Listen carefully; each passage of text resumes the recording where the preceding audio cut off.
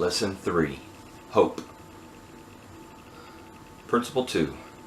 Earnestly believe that God exists, that I matter to Him, and that He has the power to help me recover. Happy are those who mourn, for they shall be comforted. Matthew 5:4.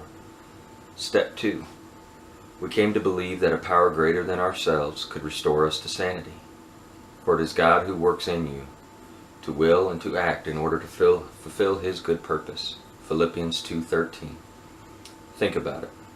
Anyone who comes to God must believe that He exists and that He rewards those who earnestly seek Him. Hebrews 11:6.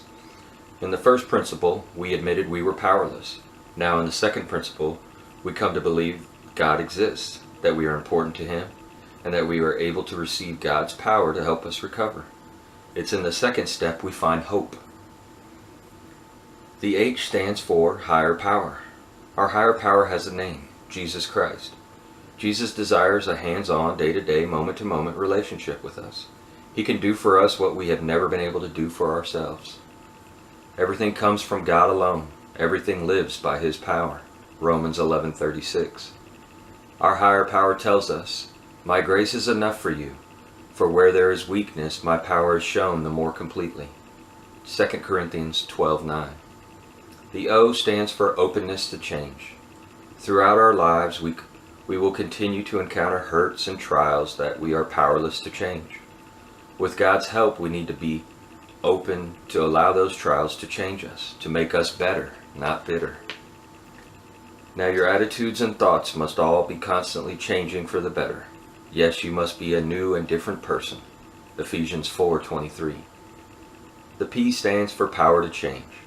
In the past, we have wanted to change and were able to do so. We could not free ourselves from our hurts, hang-ups, or habits. In Principle 2, we come to understand that God's power can change us and our situation.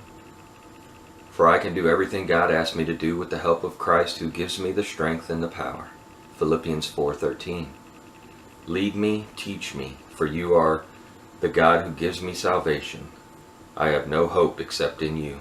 Psalm 25, verse 5. The E stands for expect to change. Remember, you are only at the second principle. Don't quit before the miracle happens. With God's help, the changes that you have longed for are just steps away.